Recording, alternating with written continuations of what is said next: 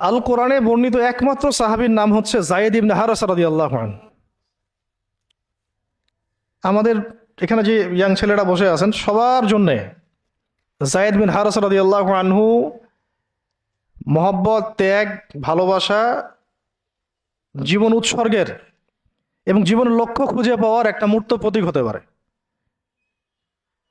একটু মনোযোগের সাথে এই অংশটা শুনেন, এটা শেষ অংশ। একমাত্র সাহাবী আল কোরআনে বর্ণিত যার নাম আল কোরআনে এসেছে তিনি হচ্ছেন যায়েদ বিন হারেসা রাদিয়াল্লাহু আনহু। তার বাবার নাম হারেসা। ঘটনা এমন ছিল যে ছোটবেলায় তার মা তাকে নিয়ে এক জায়গায় যাচ্ছিলেন। তো আগে তো ওই যে ডাকাতি হতো, জলদস্যুর আক্রমণ করতো না, এরকম তাঁবুর মধ্যে আক্রমণ হয়েছে এবং তার মায়ের কাছ থেকে সন্তানকে কেড়ে নিয়ে চলে গেছে। মায়ের জন্য কত কষ্টকর এটা। সন্তানের মহব্বত, এটা তো বাবা মারাই বুঝবে সন্তানের প্রতি মহব্বত কাকে বলে, সন্তানকে ছেড়ে থাকার কষ্ট, এটা যারা বাবা মা হয়েছেন তারাই তো বুঝবে। তো এদিকে বাবা মা পাগল প্রায়, সন্তানকে খুঁজে পাওয়া যাচ্ছে না, আর দস্যুরা তাকে নিয়ে ওকাস বাজারে বিক্রি করে দিয়েছে। কোন বাজারে? ওকাস। এটা ছিল মক্কায় একটা বাজার, ওখানে মেলা হতো, ওকাস, ওখানে বিক্রি করে দিয়েছে। তো ঘটনাক্রমে তখন তার বয়স মাত্র কত হবে, 8 থেকে 10 বছর। ঘটনাক্রমে তাকে খরিদ করেছেন খাদিজা রাদিয়াল্লাহু আনহা। খাদিজা রাদিয়াল্লাহু আনহার আত্মীয়, খাদিজা রাদিয়াল্লাহু আনহার আত্মীয়। তখন কিন্তু নবী সাল্লাল্লাহু আলাইহি ওয়াসাল্লাম নবুয়ত পান নাই, মানে ওহী আসেনি এখনো, বিয়েও হয়নি এখনো। খাদিজা রাদিয়াল্লাহু আনহার সাথে এখনো বিয়ে হয় নাই। তো তার আত্মীয় তাকে কিনে নিয়ে আসছেন, এনে খাদিজা রাদিয়াল্লাহু আনহার খেদমতে দিয়ে দিয়েছেন। খাদিজা রাদিয়াল্লাহু আনহার সাথে যখন নবী সাল্লাল্লাহু আলাইহি ওয়াসাল্লাম বিয়ে হলো তখন তো তার বয়স 40, আর আমাদের নবী সাল্লাল্লাহু আলাইহি ওয়াসাল্লামের বয়স 25। এটা বাংলাদেশে হইলে বাংলাদেশের মানুষ মেনে নিত না, তালাক করাই ছাড়তো অনলাইনের মাধ্যমে। কথা বুঝতে পারছেন? যদিও দুজন সুখী, যদিও ধরেন দুজন সুখী একে অপরকে পেয়ে, এখন যদি আমাদের এখানে কোনো ভাই 40 বছর বয়সের কোনো মেয়েকে বিয়ে করে যার নিজের বয়স হচ্ছে 20 বা 25, তো সমাজই ওকে তালাক দেওয়া ছাড়বে, যদিও সে ওই মেয়ের সাথে সুখী। হ্যাঁ, মানে বিয়ে কেন্দ্রিক যত জাহালাত এগুলোই দূর হয় নাই সমাজ থেকে এখনো। রাসূল সাল্লাল্লাহু আলাইহি ওয়াসাল্লামের সাথে বিয়ে হলো, বিয়ে হওয়ার পরে এমন হয় না যে আপনি কাউকে বিয়ে করেছেন এবং তাকে খুব পছন্দ হয়েছে, দুজন দুজনকে পেয়ে সন্তুষ্ট আর কি, তেমন আপনি চান না তাকে কিছু হাদিয়া দিতে, হাদিয়া তোহফা দিতে মন চাবে না? হাদিয়া দিয়ে কি আবার কেউ ফেরত নেয়? তো হাদিয়া তোহফা দিতে তো মন চাবে। তো খাদিজা রাদিয়াল্লাহু আনহা হাদিয়া দিচ্ছেন নবী সাল্লাল্লাহু আলাইহি ওয়াসাল্লামকে যে, হে মুহাম্মদ, আমার খুব প্রিয় একজন দাস আছে, আমার খুব প্রিয় একজন দাস আছে, এবং তার চেহারা দেখে আমি বুঝতে পারি যে সে খুব বুদ্ধিমান এবং সে খুব সৎ। চেহারা দেখলে বোঝা যায় না মানুষের? চেহারা কিন্তু কথা বলে, চেহারাও কথা বলে, তবে দেখার চোখ থাকতে হবে, দেখার মতো চোখ থাকতে হবে। গুনাহের চোখ দিয়ে তো কারো চেহারা পড়ার সুযোগই নাই। যেমন আনাস রাদিয়াল্লাহু আনহু, তার জন্য নবী সাল্লাল্লাহু আলাইহি ওয়াসাল্লাম দোয়া করে দিয়েছিলেন না? তার মা দেখেই চিনে ফেলছেন যে হ্যাঁ উনি শেষ নবী, এই চেহারা কোনো মিথ্যাবাদের চেহারা না, এরকম করে কথা বলা হচ্ছে। ইয়া রাসূলুল্লাহ, আমার ছেলের জন্য দোয়া করে দেন। আব্দুল্লাহ বিন সালাম রাদিয়াল্লাহু আনহু ইহুদি ছিলেন, যখন নবী যে মদিনায় গিয়েছেন তার চেহারা দেখেই তিনি বুঝে ফেলছেন যে তিনি শেষ নবী, এই চেহারা কোনো মিথ্যাবাদীর চেহারা হতে পারে না। তো ওই চোখ থাকতে হবে এবং ওই কলব থাকতে হবে পড়ার জন্য। তো খাদিজা রাদিয়াল্লাহু আনহা হাদিয়া দিয়েছেন যে আমার খুব প্রিয় একজন দাস আছে যায়েদ। তো নবী সাল্লাল্লাহু আলাইহি ওয়াসাল্লাম এটাকে গ্রহণ করেছেন, হাদিয়া গ্রহণ করে তিনি দেখেন যায়েদ বিন হারেসা রাদিয়াল্লাহু আনহুর তাকদীরটা কেমন হলো। স্থলদস্যুদের হাত থেকে ওকাস বাজার থেকে চলে আসলো কোথায়? খাদিজা রাদিয়াল্লাহু আনহার বাসা, সেখান থেকে নবী সাল্লাল্লাহু আলাইহি ওয়াসাল্লামের সোহবতে। চিন্তা করা যায়? এই তাকদীর তো ইউসুফ আলাইহিস সালামের চেয়েও কম সৌভাগ্যের না। ইউসুফ আলাইহিস সালামের কি হয়েছে? ভাইয়ের ষড়যন্ত্র, সেখান থেকে কূপ, কূপ থেকে রাজপ্রাসাদ, সেখান থেকে জেল, জেল থেকে আবার রাজপ্রাসাদ। তারপরে তো পুরো মিশরের বড় একটা অংশের রাজনৈতিক দায়িত্ব, এবং সেখান থেকেই বনু ইসরাইল পরে আবার মিশরে আসলো। প্রায় অন্য একদিন আলোচনা করবো ইনশাল্লাহ। তো এখানে যায়েদ ইবনে হারেসা রাদিয়াল্লাহু আনহার তাকদীর কেমন? অনন্য সাধারণ, এত এত চমৎকার যে এটা তো ঈর্ষণীয়। আলী রাদিয়াল্লাহু আনহু ছাড়া এমন তাকদীর তো মনে হয় আর কেউ পান নাই, যে নবী সাল্লাল্লাহু আলাইহি ওয়াসাল্লামের ঘরের মধ্যে তিনি সবসময় তার সাথে তার খেদমত করছেন। শুধু তাই না, নবী সাল্লাল্লাহু আলাইহি ওয়াসাল্লাম তাকে নিজের পুত্র বানিয়ে নিলেন। যায়েদ আমার পুত্র, যায়েদ আমার ছেলে। দাস রাখলেন না। যখন তিনি যায়েদ বিন হারেসা রাদিয়াল্লাহু আনহুকে পেলেন, তো সবার সামনে এলান করে দিলেন যে সে আমার দাস না, ও আমার ছেলে, যায়েদ আমার ছেলে। নবী সাল্লাল্লাহু আলাইহি ওয়াসাল্লাম বলছেন যায়েদ আমার ছেলে, বলছেন যে আমি তাকে ভালোবাসি, ও আমাকে ভালোবাসে। অথবা এক জায়গায় এভাবে আসছে যে আমি তার উত্তরাধিকারী, সে আমার উত্তরাধিকারী। যায়েদ বিন হারেসা রাদিয়াল্লাহু আনহুর লকব ছিল হিব্বু রাসূলিল্লাহ, রাসূল সাল্লাল্লাহু আলাইহি ওয়াসাল্লামের প্রিয় ভাজন, প্রিয় ভাজন। আর যায়েদ বিন হারেসা রাদিয়াল্লাহু আনহুর ছেলের নাম Osama bin Zaid, Osama bin Zaid. Zaid Zaid bin Haritha রাদিয়াল্লাহু আনহুকে একবার তিনি একটা সেনাবাহিনীর কাফেলার দায়িত্ব দিয়েছিলেন। কিছু কিছু সাহাবী একটু আপত্তি করেছিলেন, বয়স কম, আরও যোগ্য সাহাবী আছে। আবার ঠিক ওসামা বিন যায়েদ রাদিয়াল্লাহু আনহুকে যখন নবী সাল্লাল্লাহু আলাইহি ওয়াসাল্লাম শেষে একদম ইন্তেকালের কয়েকদিন আগে জুরফে একটা সেনাবাহিনীর দায়িত্ব দিয়ে পাঠিয়েছিলেন, তখনও কেউ কেউ আপত্তি তুলেছিল যে ওসামার বয়স কম, 19 বছর 20 বছর বয়স, আরো বড় বড় যোগ্য সাহাবী আছে। তখন নবী সাল্লাল্লাহু আলাইহি ওয়াসাল্লাম বলেছিলেন যে ইতিপূর্বে তোমরা যায়েদের ব্যাপারেও আপত্তি তুলেছিলে, আর আজকে তোমরা ওসামার ব্যাপারেও আপত্তি তুলছো। তোমরা জেনে রাখো, তার বাবা এবং সে, মানে যায়েদ বিন হারেসা এবং ওসামা বিন যায়েদ, এই দুজনকে আমি ভালোবাসি। এই দুজন আমার প্রিয় ভাজন, এই দুজন আমার প্রিয় ভাজন। তো যায়েদ ইবনে হারেসা রাদিয়াল্লাহু আনহু এখানে বড় হতে লাগলেন। এক পর্যায়ে তো ওহী আসলো, ইসলাম কবুল করলেন। ইসলাম কবুল করার পরে, ইসলাম কবুল করার আগে একটা ঘটনা ছিল, ওইটা ভুলে গেছিলাম, দেরি হচ্ছে কি? আচ্ছা, ইসলাম কবুল করার আগে একবার তার বাবা মা তার খোঁজ পেয়েছিলেন। হজ করতে আসছেন কিছু মানুষ মক্কায়, তখন হজমরা ছিল বিকৃত, এসে দেখছে যে এই তো যায়েদ। তো ফিরে গিয়ে তার বাবাকে খবর দিছে, যায়েদকে দেখলাম মক্কায়। তো তার বাবা আসছেন হারেসা, ঠিক আছে, এসে চিনতে পারছেন আমার ছেলে। তো মুহাম্মদ সাল্লাল্লাহু আলাইহি ওয়াসাল্লামকে বলেছেন যে আমার ছেলেকে আমি কিছু মুক্তিপণের বিনিময়ে নিয়ে যেতে চাই। তো নবী সাল্লাল্লাহু আলাইহি ওয়াসাল্লাম বলেছেন ঠিক আছে, মুক্তিপণ লাগবে না, আমি আপনাদেরকে আরো সহজ একটা অপশন দিচ্ছি। আপনার ছেলেকে ডাকি, সে যদি আপনাদের সাথে যেতে চায় তাহলে কোনো টাকা পয়সা লাগবে না, এমনি নিয়ে যাবেন।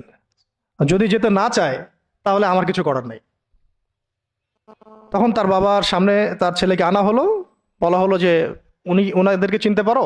হ্যাঁ, উনি আমার বাবা হারেসা, উনি আমার চাচা, উনি আমার মামা, এভাবে বলছেন। তো তার বাবা বলছেন যে আমার সাথে চলো বাসায়। সরাসরি বাবাকে বলে দিলেন যে আমি আপনার সাথে যেতে পারবো না, আমি মুহাম্মদ সাল্লাল্লাহু আলাইহি ওয়াসাল্লামের সাথে থাকতে চাই। তো বাবা বলছে এ কেমন কথা? নিজের বাবার সাথে যাবা না, নিজের বাবার পরিবারে যাবা না, বাবার ঘরে যাবা না, উনি তো তোমার আপন কেউ না। যায়েদ ইবনে হারেসা রাদিয়াল্লাহু আনহু বলছেন যে আমি তার মধ্যে এমন কিছু দেখেছি যে আপনারা কেউ দেখতে পারবেন না।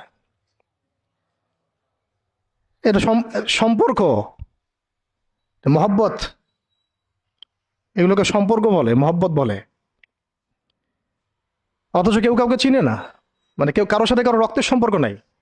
আর নবী সাল্লাল্লাহু আলাইহি ওয়াসাল্লাম তাকে বললেন তখন যে যায়েদকে আমি মুক্ত করে দিয়েছি, যায়েদ আমার দাস না, যায়েদ আমার ছেলে, যায়েদ আমার ছেলে, আমি তার উত্তরাধিকারী, সে আমার উত্তরাধিকারী, আমি তাকে ভালোবাসি, তার উপাধি হয়ে গেল হিব্বু রসুলিল্লাহ, রসুলের প্রিয় ভাজন। সবাই তাকে এই নামে ডাকা শুরু করলো, রাসূলের প্রিয় ভাজন, রাসূল তাকে ভালোবাসে, রাসূল তাকে ভালোবাসে, রাসূল তাকে ভালোবাসেন। আর আমি বলছি রাসূল কে? সাল্লাল্লাহু আলাইহি সাল্লাম, যাকে আল্লাহ ভালোবাসেন। রাসূল কে? যাকে আল্লাহ ভালোবাসেন। তো এখন যখন নবুয়ত প্রাপ্ত হলেন, তখন আপনারা তো সবাই জানেন যে প্রথম 13 বছর মক্কায় কাটানো হয়েছে। এই প্রথম 13 বছরে যে কি পরিমাণ নির্যাতন সহ্য করতে হয়েছে, এটা ভাষায় প্রকাশ করার কোনো কিতাব পাওয়া যাবে না। আর এটা লিখার মতো কোনো কলম নাই, কোনো হাত নাই। ওইগুলো নিয়ে আমরা ইনশাল্লাহ পরে কথা বলবো। আজকে শুধু একটা দুইটা জায়গা বলতেছি।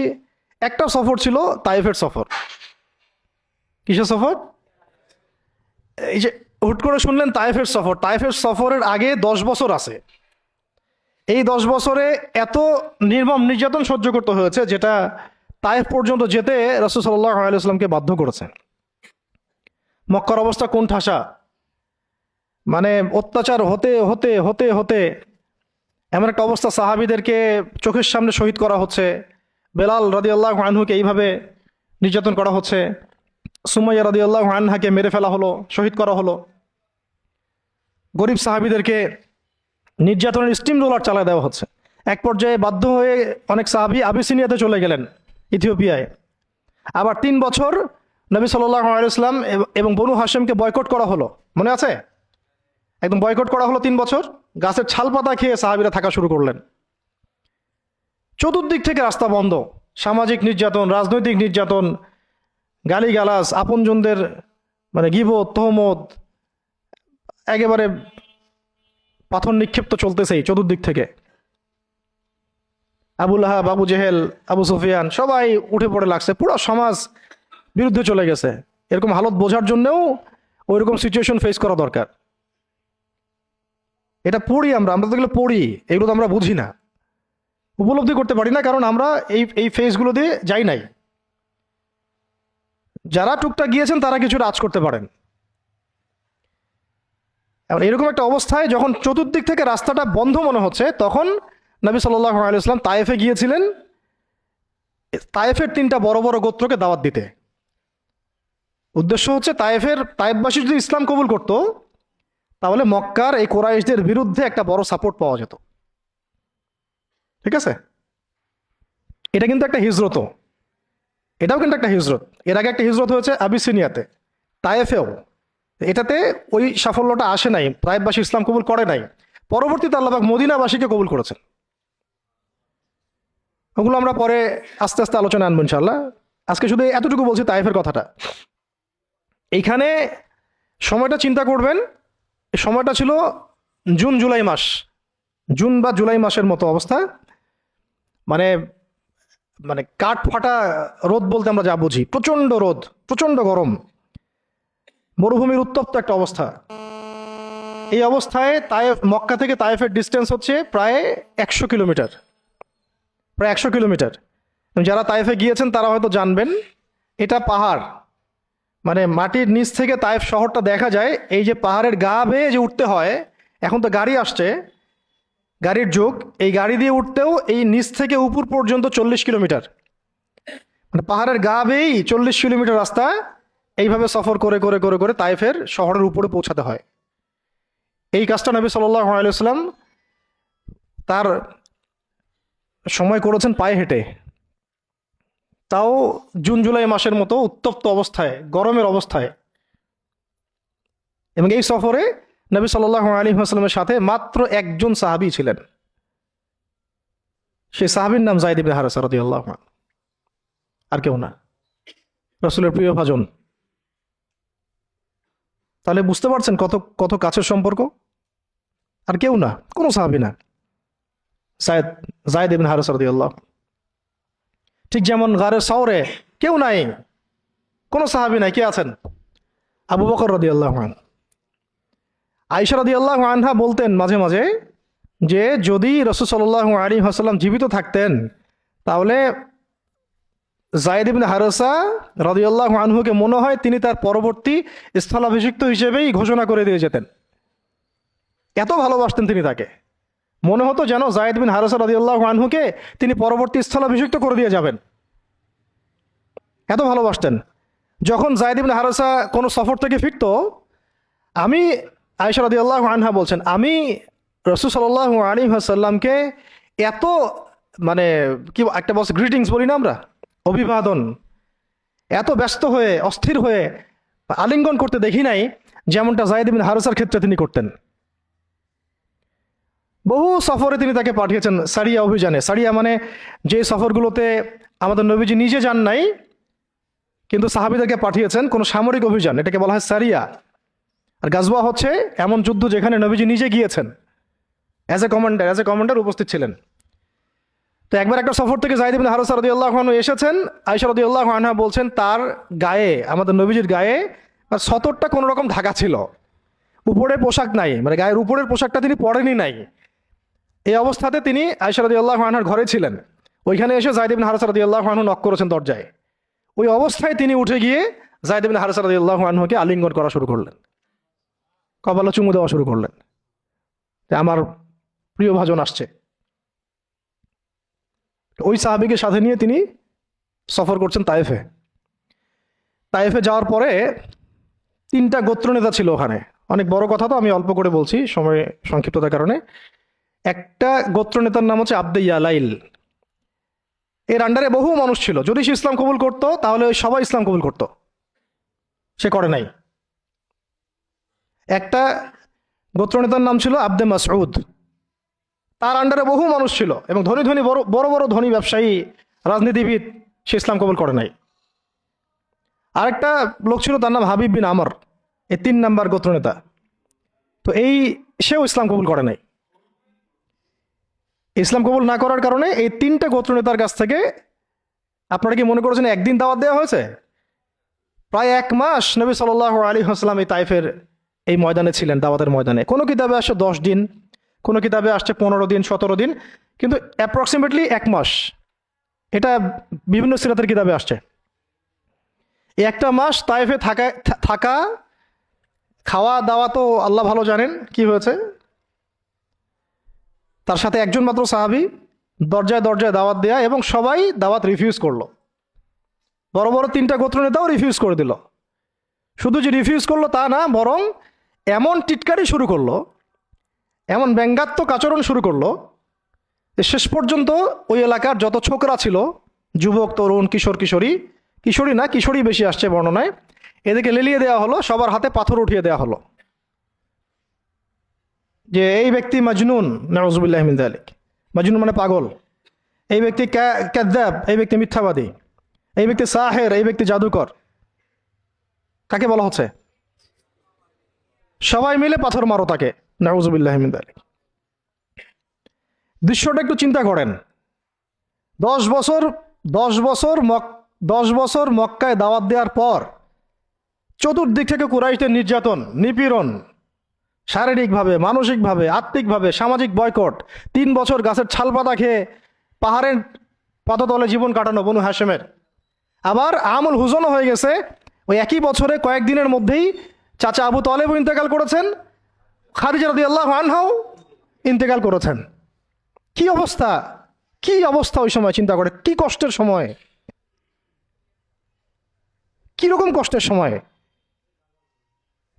আমরা তো উপলব্ধি করতে পারবো না। আমরা তো গাজাবাসীর কষ্ট উপলব্ধি করতে পারি না, রাসূলুল্লাহ সাহাবীদের কষ্ট কি উপলব্ধি করতে পারবো?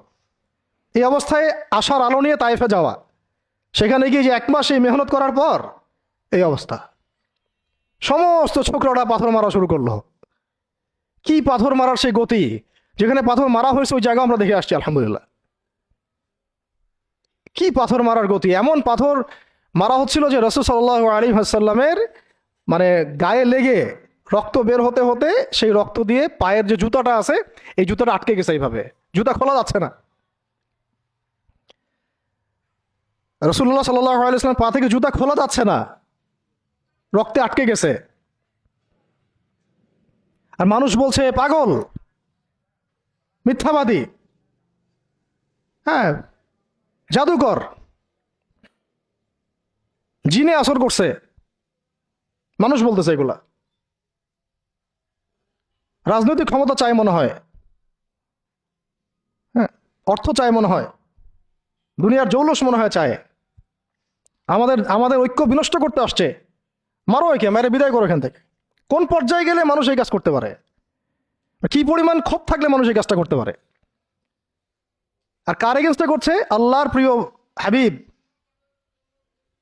যার জন্য আল্লাহ পাক ফিরদাউস রেখেছেন, মাকামে মাহমুদ রেখেছেন, যার সুপারিশ ছাড়া আমরা মনে হয় না জান্নাতে কেউ যেতে পারবো, অসম্ভব। যার যার সুপারিশ ছাড়া বিচার শুরুই হবে না কিয়ামতের মাঠে, হিসাব নিকাশ শুরুই হবে না, জান্নাত তো বহুত দূরের কথা। জান্নাতের দরজাও খোলা হবে না যিনি আগে না ঢোকা পর্যন্ত। তাকে মানুষ সেভাবে মারা শুরু করলো, রক্ত ঝরতেছে। এই সময়ে এই সাহাবী যায়েদ ইবনে হারেসা রাদিয়াল্লাহু আনহু নিজের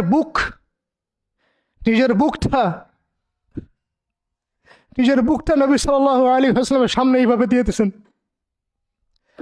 যে যতগুলো পাথর আসবে আমার গায়ে যেন লাগে, আমার নবীর গায়ে না লাগে।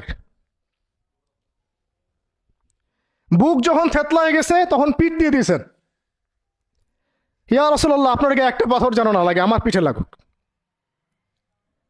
এই সময়টা চিন্তা করেন, সাহাবীর কথা চিন্তা করেন, তাদের ত্যাগ তিতিক্ষার কথা চিন্তা করেন, ওই সময়ের সবরের কথা চিন্তা করেন। আর তায়েফবাসী নবী সাল্লাল্লাহু আলাইহি ওয়াসাল্লামের আপনজন ছিল। তায়েফের গোত্রে নবী সাল্লাল্লাহু আলাইহি ওয়াসাল্লামের দুধ পান করানো হয়েছিল, হালিমা সাঈদার গোত্র এটা। দূরের মানুষ আপনাকে যখন ভালো মন্দ বলবে আপনার অতটা কষ্ট হবে না যতটা আপনার কাছের মানুষ আপনাকে ভালো মন্দ বললে কষ্ট হবে। যখন আপনার প্রিয় মানুষেরা আপনাকে পাথর ছুড়বে, এই পাথরের আঘাত সহ্য করা এত সহজ না। কাফেররা, ফাসেকরা, জালেমরা, মুশরিক, মুনাফিকরা পাথর ছুড়বে, সেই পাথর আপনি সৌভাগ্যের সাথে বরণ করতে পারেন, সেই রক্তক্ষরণে আপনার কষ্ট হবে না। প্রিয় মানুষদের দেওয়া অপবাদ, মিথ্যাচার, গীবত, তহমত, পাথর আপনাকে এত কষ্ট দিবে, এই কষ্টের লোড আপনি সহ্য করতে পারবেন না। আর যদি আল্লাহ পাক আপনাকে সহ্য করার ক্ষমতা দিয়ে দেন, ইনশাআল্লাহ আপনি এমন ব্যক্তি হবেন যে ব্যক্তির হাতে আল্লাহ রাব্বুল আলামিন ইসলামের ঝান্ডা উঠাই দেবেন ইনশাআল্লাহ। এবং ইনশাআল্লাহ যাকে আল্লাহ রাব্বুল আলামিন পুরো কওমের জন্য কবুল করবেন ইনশাআল্লাহ। এবং পুরো শক্তি আপনার সামনে একদিন না একদিন পরাজয় বরণ করবেই, সময়ের ব্যাপার। যায়েদ বিন হারেসা রাদিয়াল্লাহু আনহু নিজের বুকটা এইভাবে আগলায় দিয়ে রাখছেন, আমার গায়ে লাগুক ইয়া রাসূলুল্লাহ, আপনার গায়ে না লাগে। আজকে আপনি যায়েদ ইবনে হারেসাকে পাবেন কোথায়? কিসের ইসলামী বিপ্লবের কথা বলি আমরা? জামা আইমারা এটা ওইটা, যায়েদ বিন হারেসারাই তো নাই। ওরকম আখলাকের নেতাও যেমন আমরা পাই না, ওই রকম যায়েদ বিন হারেসাদের মতো আমরা মামুরও তো পাই না।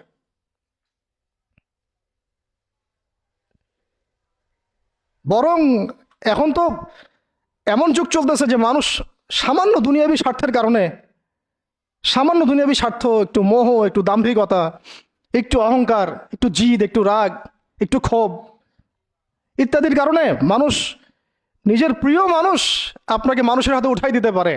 সবাই মিলে তাকে পাথর মারো, আমি তাকায় দেখতেছি। সবাই তাকে পাথর মারো, আমি তাকায় দেখতেছি। যেন নিজের প্রিয় মানুষকে পাথর মারলে এটা দেখলে আপনার মনে আরো শান্তি আসতেছে। কিভাবে আপনি আপনার প্রিয় মানুষকে হাজারো লক্ষ মানুষের হাতে উঠাই দিতে পারেন, যে মানুষটা তাকে ধর্ষণ করবে, ছিঁড়ে খাবে, পাথর মেরে থাতলা করবে, আবার আপনি তাকে মহব্বতের দাবিও করেন? কিসের মহব্বত? মহব্বত কাকে বলে?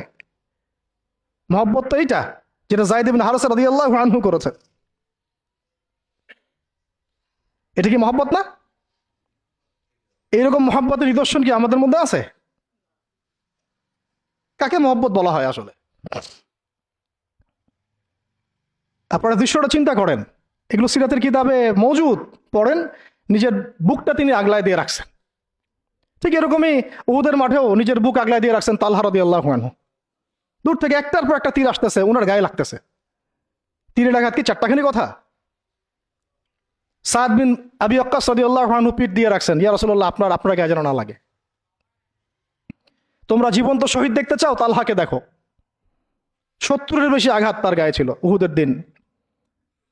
সাদ বিন আবি ওয়াক্কাস রাদিয়াল্লাহু আনহুকে নবীজি বলছেন যে, হে সাদ, তীর ছুঁড়ো, তোমার জন্য আমার পিতামাতা কুরবান হয়ে যাক। কোন সাহাবীর জন্য নবীজি এমন কথা বলেন নাই যে তোমার জন্য আমার পিতামাতা কুরবান হয়ে যাক। এবং সাহাবীরা বলতেন, ইয়া রাসূলুল্লাহ, আপনার জন্য আমার পিতামাতা কুরবান হয়ে যাক। একমাত্র সাহাবী সাদ বিন আবি ওয়াক্কাস রাদিয়াল্লাহু আনহুর জন্য নবী সাল্লাল্লাহু আলাইহি ওয়াসাল্লাম এই কথা বলেছেন। ওই ময়দানে উম্মে ওমারাও ছিলেন, মহিলা সাহাবী, অনবরত তীর ছুঁড়েছেন রাসূলের গায়ে যেন আঘাত না লাগে। ওই ময়দানে হানজালা ছিলেন, ছুটতে ছুটতে আবু সুফিয়ান পর্যন্ত পৌঁছে গিয়েছেন। ওই অবস্থায় তার শাহাদাত হয়ে গেছে, তাকে মারতে পারেন নাই, উল্টা তার গায়ে আঘাত লেগে গেছিল। গাসাসুল মালায়েকা, শহীদ হওয়ার পরে দেখা যায় তার দেহটা মাটি থেকে উপরে উঠে আসে আর দেহ থেকে পানি ঝরতেছে। নবীজি জিজ্ঞাসা করা হলো তার এই হালত কেন? নবী সাল্লাল্লাহু আলাইহি ওয়াসাল্লাম বললেন যে গত রাত্রে স্ত্রীর সাথে ছিল সে, জিহাদের ডাক আসছে, ওই বিছানা থেকে চলে আসছে, বেচারা বিছানা থেকে এখানে চলে আসছে। হানজালা রাদিয়াল্লাহু আনহু শহীদ হয়ে গেছে, ফেরেশতারা তাকে গোসল দিচ্ছেন, এই যে পানি দেখা যাচ্ছে। ওই মাঠে সাদ বিন রবি রাদিয়াল্লাহু আনহু ছিলেন, একদম শেষ নিঃশ্বাস যাচ্ছে যাচ্ছে তার অবস্থা। আমাদের নবীজি বললেন, সাদ বিন রবিকে খুঁজে বের করো, সে আমার প্রিয় ভাজন, তাকে খুঁজে বের করো। খুঁজতে গিয়ে দেখা গেল যে তিনি এইরকম একটা হালত, 60-70টা আঘাতের চিহ্ন নিয়ে প্রায় যান যাচ্ছে যাচ্ছে অবস্থা। সাহাবী বললেন, হে সাদ, রাসূল সাল্লাল্লাহু আলাইহি ওয়াসাল্লাম তোমাকে সালাম দিয়েছে। রাসূল তোমাকে সালাম দিয়েছেন আর জিজ্ঞাসা করছেন তুমি কেমন অনুভব করতেছো এখন? সাদ বিন রবি বলছেন, রাসূলের কাছে আমার সালাম পৌঁছে দিও, আর আল্লাহর কসম আমি জান্নাতের ঘ্রাণ পাচ্ছি এখন। এটা বলতে বলতে তার শাহাদাত হয়ে যায়। আর তিনি বলতে বলতে একটা কথা শেষে বলে গিয়েছিলেন যে আমি চলে যাওয়ার পরে, তিনি আনসারদের নেতা ছিলেন, আমি চলে যাওয়ার পর তোমরা থাকা অবস্থায় যদি মুহাম্মদ সাল্লাল্লাহু আলাইহি ওয়াসাল্লামের গায়ে একটা আঁচড়ও লাগে, তোমরা আল্লাহর সামনে কোনো হুজ্জাত দিতে পারবা না। আমি চলে যাওয়ার পরে যদি মুহাম্মদ সাল্লাল্লাহু আলাইহি ওয়াসাল্লামের গায়ে একটা আঁচড়ও লাগে, তোমরা আল্লাহর সামনে কোনো হুজ্জাত দিতে পারবা না। আর আমরাও তো এখন দুনিয়াতে বেঁচে আছি, আমাদের নবী সাল্লাল্লাহু আলাইহি ওয়াসাল্লামের গায়ে কি না লাগতেছে, আমরা কি বা করতে পারতেছি। কত সাহাবী। একটা কথা বলতে ভুলে গেছিলাম, যায়েদ বিন হারেসা রাদিয়াল্লাহু আনহু, ইসলামের পরে যে ভাই ভাই সম্পর্ক করে দেওয়া হয়েছিল, দিনী ভাই, যায়েদ বিন হারেসা রাদিয়াল্লাহু আনহু দিনী ভাই ছিলেন হামজা রাদিয়াল্লাহু আনহু, সাইয়্যিদুশ শুহাদা। তার হালত আমরা দেখেছি উহুদের মাঠে, এমন সিংহ যার সামনে কেউ লড়াই করতে পারে না। আর আল্লাহর যে সিংহদের সামনে কাফেররা পেরে ওঠে না, পিছন থেকে আঘাত করে, তাকেও পিছন থেকে আঘাত করা হয়েছে। বর্ষা বের হয়ে গেছে নাভির নিচ দিয়ে, ওই অবস্থায় মারতে আসছিলেন তিনি, ওয়াহশী তাকে শহীদ করেছিল। নবী সাল্লাল্লাহু আলাইহি ওয়াসাল্লাম তার লাশ দেখে অঝোর নয়নে কেঁদেছেন, কারণ তার বুকটা চিরে ফেলছিল কাফেররা, চিরে কলিজা বের করার চেষ্টা করছিল, পারে নাই, কলিজা বের করে চিবাই খাওয়ার চেষ্টা করছিল। তাহলে কাফেরদের ক্ষোভ চিন্তা করেন, কাফেররা আমাদের ব্যাপারে কি পরিমাণ ক্ষোভ লালন করে, তারা আমাদের ব্যাপারে কি পরিমাণ ক্ষোভ লালন করে ভিতরে ভিতরে, এটা আমরা জানিও না, বুঝিও না। আমরা ওদের সাথে বন্ধুত্ব করতে চাই, ওদেরকে আমাদের নিজেদের আপন মনে করি, ওদের হাতে আমরা আমাদের দিনী ভাইদেরকে উঠাই দিই, বোনদেরকে উঠাই দেই, আপনজনদেরকে উঠাই দেই। হামজা রাদিয়াল্লাহু আনহুর এরকম হালত। তার দিনী ভাই ছিলেন যায়েদ বিন হারেসা রাদিয়াল্লাহু আনহু। বহু ঘটনা আছে, আমি যেটা বলতে যাচ্ছিলাম ওইখান থেকে এদিকে চলে আসছি। এরপরে নবী সাল্লাল্লাহু আলাইহি ওয়াসাল্লাম তায়েফের একটা আঙ্গুর বাগানে প্রবেশ করেন, এত ক্ষতবিক্ষত অবস্থায়। আর পাথরের ঢিলকে আপনারা এত তুচ্ছ মনে করেন না, কিন্তু এটা কিন্তু এত তুচ্ছ বিষয় না, কিন্তু এটা যন্ত্রণাদায়ক বিষয়। তার মধ্যে বললাম তার আপন মানুষ, কাছের মানুষ। আঙ্গুর বাগানে যাওয়ার পরে ওখানে আদ্দাস রাদিয়াল্লাহু আনহু, আদ্দাস নামে একজন বাগানের দেখভালকারী ছিল। এই বাগান ছিল আবার উতবা এবং শাইবার, বড় আঙ্গুর বাগান। এখানে ঘটনা ঘটে গেল, নবী সাল্লাল্লাহু আলাইহি ওয়াসাল্লাম বসে আছেন, জুতা খোলার চেষ্টা করছেন, এবং আদ্দাস তিনি এসে একটু খেজুর দিয়েছেন, মায়া লাগছে তার, আহারে লোকটাকে এইভাবে মারলো, মানুষটাকে এইভাবে মারলো। তো কিছুই চাচ্ছে না, কিছুই বলে নাই, খালি বলছে এক আল্লাহর ইবাদত করো, আর কিছু চাইছে নাকি? তো এক আল্লাহর ইবাদত করো বললো, বাস তাই বাস এইভাবে মারলো। আর মানবে না তো মারলো কেন? ও বেচারার কাছে খারাপ লাগছে, দাওয়াত কবুল করবে না তো মারলো কেন? লাঞ্ছিত করার কি দরকার ছিল? কবুল না করলে চলে যাবে, বা কবুল না করলে তারা ফিরাই দিবে, মারার কি দরকার আছে? তার মায়া লাগছে খুব, সে এসে কিছু খেজুর দিছে খাইতে, পানি দিছে খাইতে। ওই অবস্থায় নবী সাল্লাল্লাহু আলাইহি ওয়াসাল্লাম পানির গ্লাস নিয়ে, খেজুর নিয়ে বিসমিল্লাহির রহমানির রহিম, বিসমিল্লাহ বলছেন, বিসমিল্লাহ। তো বিসমিল্লাহ শুনে সে আদ্দাস, তার খুব ভালো লাগছে যে এই শব্দটা আপনি কোথা থেকে পেলেন? তো নবীজি তাকে জিজ্ঞাসা করছেন, তোমার নাম কি? আদ্দাস। কোথায় থাকো? আমি নিনওয়ার নামক একটা জায়গা থেকে আসছি। এটা শুনে নবী সাল্লাল্লাহু আলাইহি ওয়াসাল্লাম বলছেন যে, ও আচ্ছা, তার মানে তুমি আমার ভাই ইউনুসের এলাকার মানুষ, তুমি আমার ভাই ইউনুসের এলাকার মানুষ। আচ্ছা, আপনি কিভাবে ইউনুসকে চিনেন? ইউনুস আমার ভাই, নবীগণ সবাই বৈমাত্রিক ভাই, আমি আল্লাহ রসুল, সেও আল্লাহ নবী। তখন তিনি ইসলাম কবুল করেন। আদ্দাস রাদিয়াল্লাহু, তার নামে ওখানে এখনো মসজিদ আছে। হ্যাঁ, ওখানে আপনারা গিয়ে দেখবেন মসজিদ আছে। এই জায়গায় যায়েদ বিন হারেসা রাদিয়াল্লাহু আনহুর ভূমিকাটা দেখেন। এবার নবী সাল্লাল্লাহু আলাইহি ওয়াসাল্লাম ওই জায়গায় বসে দোয়া করতেছেন, এটা শেষ অংশ, দোয়া করতেছেন। এই দোয়ার লফজ যদি আরবি থেকে আরবি বুঝতে পারতেন, তাহলে মানে আমার এতগুলো কথা বলা সার্থক হতো আর কি। মানে আমি যদি মানুষকে এই দোয়ার শব্দগুলোর অর্থ বুঝাইতে পারতাম, ওই ক্ষমতা যদি আমার থাকতো, আমার মনে হয় না এই ক্ষমতা কোনো ওলামায়ে কেরামের আছে। আমার মনে হয় না এই ক্ষমতা কোনো ওলামায়ে কেরামের আছে যে এই দোয়ার শব্দগুলো আওয়ামকে বুঝাই দিবে, এক্স্যাক্টলি সেই ফিলিংস এবং ইমোশন বুঝাবে, এমন ক্ষমতা আমাদের কাউকে দেওয়া হয় নাই। শুধু এই অনুভূতিগুলো বোঝার জন্য হলেও আরবি শেখা দরকার আপনাদের, আমাদের আমাদের সবারই। এগুলো অনুভূতিগুলো বোঝার জন্য হলেও আমাদের আরবি শেখা দরকার। মোনাজাতে মাকবুল কিতাবেও দোয়াটা আছে। নবী সাল্লাল্লাহু আলাইহি ওয়াসাল্লাম রক্তাক্ত অবস্থায়, ক্ষতবিক্ষত অবস্থায়, তার পাশে যায়েদ ইবনে হারেসা রাদিয়াল্লাহু আনহু, তারা আল্লাহ রাব্বুল আলামিনের কাছে দোয়া করতেছেন। এই দোয়াটার নাম হচ্ছে মাজলুমের দোয়া, দুর্বলের দোয়া। কিসের দোয়া? দুর্বলের দোয়া। দোয়ার শব্দগুলো এমন ছিল, আল্লাহুম্মা ইন্নাকা তাসমাউ কালামি, আল্লাহুম্মা ইন্নাকা তাসমাউ কালামি, হে আল্লাহ, নিশ্চয়ই নিশ্চয়ই আপনি আমার কথা শুনছেন। আমাদের নবীজি বলছেন, আল্লাহুম্মা ইন্নাকা তাসমাউ কালামি, আল্লাহ আপনি নিশ্চয়ই আমার কথা শুনছেন। ওয়া তারা মাকানি, এবং আমার যে মাকান, আমার অবস্থা আপনি দেখছেন। ওয়া তা'লামু সিররি ওয়া আলানিয়াতি, আল্লাহ আপনি আমার বাহিরের অবস্থাও জানেন, ভিতরের অবস্থাও জানেন। আমার বাহিরের হালত আপনি জানেন, ভিতরের হালত আপনি জানেন, প্রকাশ্য অবস্থা আপনি জানেন, গোপন অবস্থা আপনি জানেন। তা'লামু সিররি ওয়া আলানিয়াতি লা ইয়াখফা আলাইকা শাইউম মিন আমরি, আমার কোনো কাজই আপনার কাছে গোপন না। আসলে আমার কি হালত, কি অবস্থা, আমার উপর দিয়ে কি গেছে, কি গেল, কি প্রকাশ্য, কি গোপন, কি সত্য, কি মিথ্যা, আল্লাহ আপনি সব জানেন। বলা কথা না বলা কথা সব আপনি জানেন। তা'লামু সিররি ওয়া আলানিয়াতি লা ইয়াখফা আলাইকা শাইউম মিন আমরি। এরপরে এরপরে নবীজি বলছেন, ওয়া আনাল বাইসুল ফাকিরুল মুস্তাগীসুল মুস্তাজির আল ওয়াজিলুল মুশফিকুল মুকির আল মু'তারিফু বিযামবি। এক একটা শব্দ কিভাবে বোঝাবো আপনাদেরকে, আমার কাছে ভাষা নাই। আল্লাহ আমি দুর্দশাগ্রস্ত, আমি ফকির, আমি জিল্লতির শিকার, আমার অপরাধ আমি চিনতে পেরেছি। মানে এমন এমন শব্দ যেটা যেটা একজন নবী ছাড়া কারো মুখ দিয়ে বের হওয়া সম্ভব না, এমন এমন শব্দ যেটা ওহী ছাড়া সম্ভব না।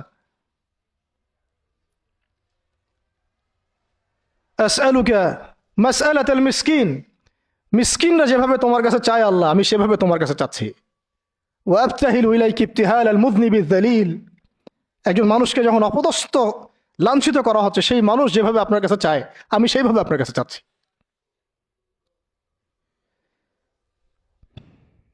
আরো অনেক শব্দ আছে, মাঝখানে লাইন আছে। একটা জায়গায় আছে অনেক বড় দোয়া, আল্লাহুম্মা ইয়া খায়রাল মাসউলিন ইয়া খায়রাল মুতিন ইলাইকা আশকু দুআফা কুওয়াতি। এই অংশটা সব কিতাবেই আছে সিরাতের।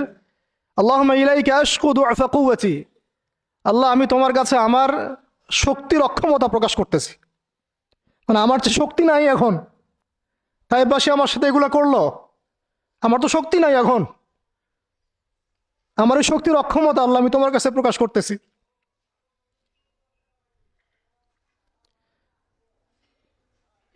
ইলাইকা আশকু দুআফা কুওয়াতি, আমার শক্তির যে কুওয়াতের অক্ষমতা, দুর্বলতা আমি তোমার কাছে প্রকাশ করতেছি। ওয়া কিল্লাতা হিলাতি ওয়া কিল্লাতা হিলাতি, এই যে সহনশীলতা, এই সয়ে নেওয়ার যে ক্ষমতার যে ঘাটতি, এগুলো আমি তোমার কাছে পেশ করতেছি। ওয়া হাওয়ানি আলান নাস ওয়া হাওয়ানি আলান নাস, আর এই যে পুরো মানুষ, তায়েফের পুরো মানুষ আমার সাথে যা করলো, তাদের সাথে লড়াই করার যে আমার অক্ষমতা, বা তাদেরকে বুঝানোর যে অক্ষমতা আমার, তাদেরকে যে আমি বুঝাতে পারতেছি না, এটা যে আমার অক্ষমতা, এই হালত আমি তোমার কাছে পেশ করতেছি। আল্লাহুম্মা ইলাইকা আশকু দুআফা কুওয়াতি ওয়া কিল্লাতা হিলাতি ওয়া হাওয়ানি আলান নাস। কি শব্দ!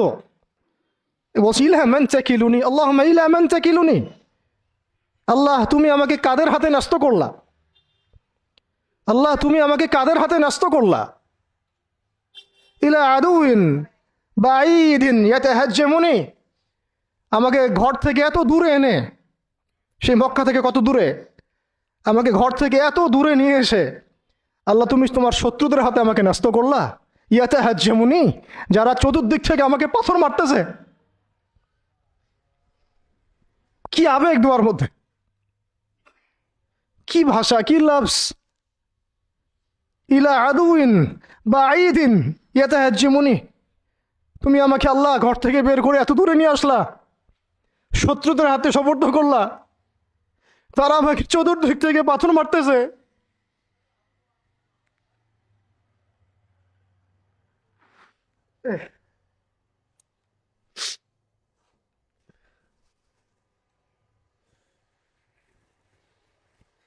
আম্মি লা করিবিন মাল্লাকতাহু আমরি, পরে নবীজি বলছেন আম্মি লা করিব, নাকি আমাকে কাছের মানুষদের হাতে নিয়ে আসছো আল্লাহ, আল্লাহ তুমি কি আমাকে কাছের মানুষদের হাতে উঠাই দিছ? মাল্লাকতাহু আমরি, যারা আমার ভালো মন্দের কাজের মালিক হয়ে গেছে। এইভাবে দোয়া করতে লাগলেন নবী সাল্লাল্লাহু আলাইহি ওয়াসাল্লাম। যায়েদ বিন হারিস রাদিয়াল্লাহু আনহু শামিল আছেন এখানে। তারপরে নবীজি বলছেন ইল্লাম তাকুন সাখিতুন আলাই ফালা উবালি, আল্লাহ এত কিছুর পরে যদি তুমি আমার প্রতি অসন্তুষ্ট না হও, আমার কিছুই যায় আসে না। আল্লাহ এত কিছু হয়ে গেল, এরপরে যদি তুমি আমার উপর অসন্তুষ্ট না হও, অন্তত আমার কিছুই যায় আসে না। আলহামদুলিল্লাহ। ইল্লাম তাকুন সাখিতুন আলাই ফালা উবালি, তুমি যদি আমার উপর আল্লাহ অসন্তুষ্ট না হও, তোমার কাছে আমি ঠিক থাকতে পারি, তোমার কাছে আমার অবস্থান ঠিক থাকে, আল্লাহ ফালা উবালি, আমি এসবের কোনো কিছুর পরোয়া করি না। কিভাবে বুঝবেন এই ভাষার শব্দগুলো?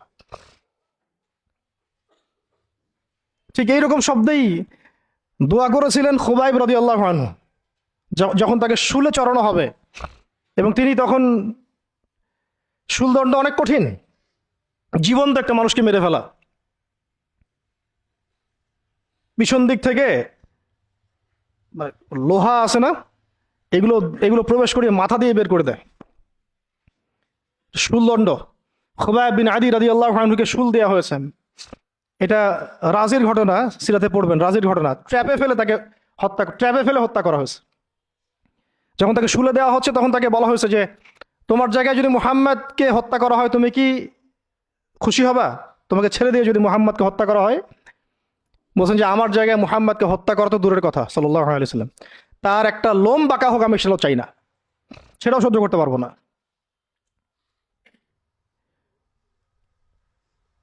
এরপর তিনি বলছিলেন, এই যে আমি বললাম ইল্লাম তাকুন সাখিতুন আলাইয়া ফালা উবালি, এরকম দোয়া খুবাইব রাদিয়াল্লাহু আনহু করেছেন। তিনি বলছিলেন তখন, লাস্তু উবালি হিনা উকতালু মুসলিমান, লাস্তু উবালি হিনা উকতালু মুসলিমান, যখন আমাকে মুসলমান হিসেবে শহীদ করে দেওয়া হচ্ছে আমি কোনো পরোয়াই করি না। যখন আমাকে মুসলমান হিসেবে শহীদ করে দেওয়া হচ্ছে, আমি এর কোনো পরোয়াই করি না। লাস্তু উবালি হিনা উকতালু মুসলিমান আলা আই শাক্কিন কানা ফিল্লাহি মাসরাই। আমাকে হত্যা করার সময় যেদিকেই তোমরা পাশ ফিরাও না কেন, ওই পাশ আল্লাহর জন্যে। ওয়াযালিকা লিলাহ ওয়াযালিকা যাত লিলাহি ওয়া ইন ইয়াশা। আর তিনি তো এমন জাতের ইলাহ, এমন ইলাহ, তিনি একজন, আল্লাহর কথা বলা হচ্ছে, তিনি এমন একজন ইলাহ, তিনি যদি চান ইউবারিক আলা ফি কুল্লি শিলউইম মুমাজ্জাহ, তিনি আমার কেটে ফেলা প্রত্যেকটা হাড়ে এবং মাংসে বরকত দিয়ে দিবেন। এইভাবে তাকে হত্যা করা হয়েছে। খুবাইব রাদিয়াল্লাহু আনহু প্রতারণা করে ট্র্যাপে ফেলা হয়েছে। এরকম বীরে মামুনাও ঘটনা ঘটছে, এরকম 70 জন সাহাবীকে ট্র্যাপে ফেলে হত্যা করে দেওয়া হয়েছে। আপনারা সতর্ক থাকবেন। এই ঘটনার পরে বহু ঘটনা হয়েছে, সিরাতে হিজরত হয়েছে। উম্মে আইমান একজন সাহাবী ছিলেন, কি নাম, নবী সাল্লাল্লাহু আলাইহি ওয়াসাল্লামের অনেক প্রিয় ভজন। তিনি নবী সাল্লাল্লাহু আলাইহি ওয়াসাল্লামকে ভরণ পোষণ মানে লালন পালন করেছেন, কিন্তু তিনি দেখতে কালো ছিলেন। খুব সুন্দরী নারী যেমন এমন না, ঠিক আছে। তিনিও ওই দাসের শ্রেণীর মধ্যেই ছিলেন। তাকে তো সবাই সচরাচর বিয়ে করতে যাচ্ছে না। নবী সাল্লাল্লাহু আলাইহি ওয়াসাল্লাম বলেছিলেন একবার যে, তোমাদের মধ্যে কেউ আসো জান্নাতের একটা মেয়েকে বিয়ে করবা?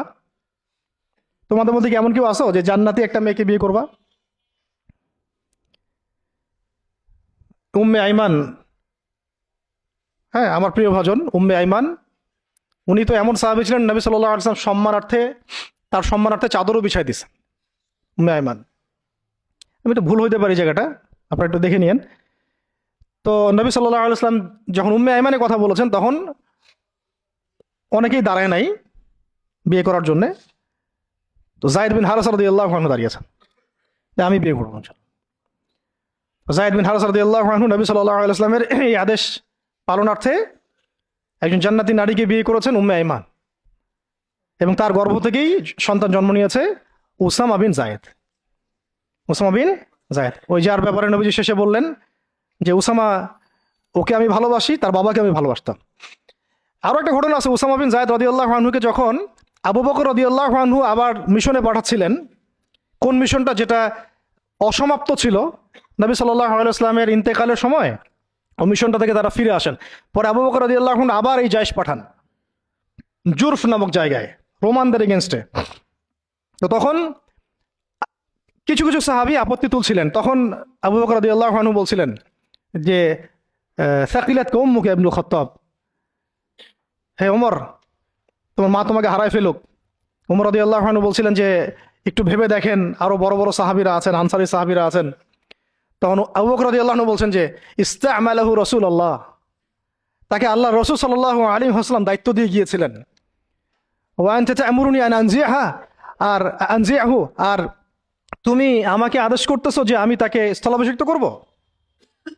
তুমি ফিরে যাও, প্রস্তুতি গ্রহণ করো, সাহাবীদেরকে বলো প্রস্তুতি নিতে, তার ওসামার জাইশে যাবে। তো সে হচ্ছে ওসামা বিন যায়েদ রাদিয়াল্লাহু আনহু, আসছেন উম্মে আইমান রাদিয়াল্লাহু আনহার গর্ভ থেকে, জান্নাতি নারী। তো জান্নাতি নারীর জন্যে রূপ সৌন্দর্য শর্ত না। জান্নাতি নারীর জন্যে কি শর্ত না?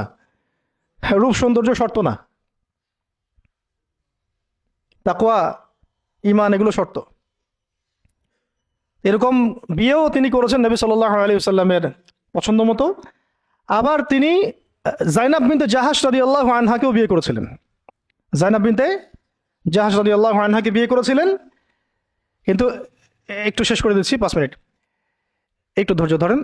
যায়নাব বিনতে জাহাশ রাদিয়াল্লাহু আনহাকে তিনি বিয়ে করেছিলেন। এটাও নবী সাল্লাল্লাহু আলাইহি ওয়াসাল্লামেরই তত্ত্বাবধানে হয়েছিল। নবী সাল্লাল্লাহু আলাইহি ওয়াসাল্লাম যায়নাব বিনতে জাহাশ রাদিয়াল্লাহু আনহাকে বলেছিলেন যে, যায়েদকে বিয়ে করো, যায়েদ আমার অনেক প্রিয় ভাজন। আর যায়নাব বিনতে জাহাশ রাদিয়াল্লাহু আনহা আল্লাহর নবীর ফুফাতো বোন ছিলেন, যে বোনকে বিয়ে দিয়েছেন যায়েদ বিন হারেসা রাদিয়াল্লাহু আনহুর সাথে। কিন্তু দাম্পত্য জীবনে মানে স্টেবিলিটি ছিল না। দাম্পত্য জীবনে একদম নির্ঝঞ্ঝাট ছিল না জীবনটা, একটু সমস্যা হচ্ছিল। কারণ যায়েদ রাদিয়াল্লাহু আনহু গোত্রগতভাবে কি ছিলেন? দাস। আরবের ট্রেডিশন অনুযায়ী বলছি আর কি, গোত্রগতভাবে নিচু গোত্রের ওই ওই সেন্সে আর কি, আমরা ইসলামের সেন্সে কথা বলছি না, আরবের ওই যে প্রচলিত যে একটা প্রথা ছিল ওই সেন্সে। আর জাইনাব বিনতে জাহাশ রাদিয়াল্লাহু আনহা উচ্চ বংশের, তা আন্ডারস্ট্যান্ডিংয়ে একটু প্রবলেম হতে পারে, হচ্ছিল এটা। ভুলেও কখনো কোনো সাহাবী সম্পর্কে সমালোচনা করবেন না, এটা আমাদের আহলুস সুন্নাহ ওয়াল জামাআর আকীদা উসুল নয়। কোনো সাহাবী সম্পর্কে না, সাহাবীদের মধ্যে যা হয় হয়ে যাক, যুদ্ধও যদি হয়ে যায় তবুও সমালোচনা করা যাবে না, এই আকীদা যেন ঠিক থাকে। যারাই সাহাবীদের সমালোচনা করে তারা আহলুস সুন্নাহ ওয়াল জামাআতের আকীদা থেকে সরে গেছে। তো এখানে সাহাবীদের কোনো সমালোচনার সুযোগ নাই। কিন্তু দাম্পত্য জীবনে মনোমালিন্য হচ্ছিল, এটা খুব স্বাভাবিক বিষয়। বহু সাহাবীর জীবনে এমন অনেক ঘটনাই ঘটেছে, একাধিক বিয়ে, একাধিক তালাক, একাধিক অনেক কিছু হয়েছে। এটা মানুষ হতে পারে, কখনো ভ্যালিড কারণ থাকতে পারে, কখনো মানুষ শয়তানের প্ররোচনা থাকতে পারে, কখনো জিন শয়তানের প্ররোচনা থাকতে পারে, কখনো আরো অন্য কিছু হতে পারে। তো যাই হোক, এখন তালাক হয়ে গেছে। যায়েদ বিন হারিসা রাদিয়াল্লাহু আনহু জাইনাব বিনতে জাহাশ রাদিয়াল্লাহু আনহাকে তালাক দিয়ে দিয়েছে। এরপরে নবী সাল্লাল্লাহু আলাইহি ওয়াসাল্লাম বিয়ে করেছেন জাইনাব বিনতে জাহাশ রাদিয়াল্লাহু আনহাকে। এইটা নিয়ে আরবের মধ্যে একটু কথা ছড়াছড়ি হচ্ছিল যে পালক পুত্রের স্ত্রীকে বিয়ে করেছে, আরবের মানুষ এটা নিয়ে কানা ঘোষা করছিল আর কি।